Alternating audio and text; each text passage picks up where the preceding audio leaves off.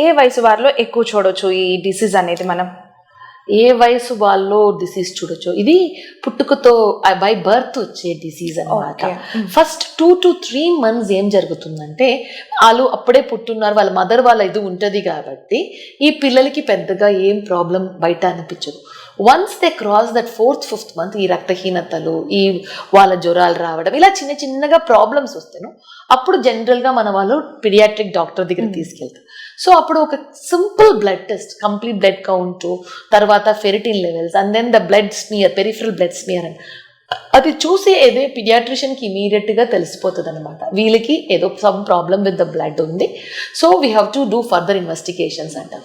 అప్పుడు ఒక thalassemia major, there is a specific test called high performance liquid chromatography అనేది test ఉంటుంది అనమాట. This is the diagnostic and the final test for the thalassemia major children.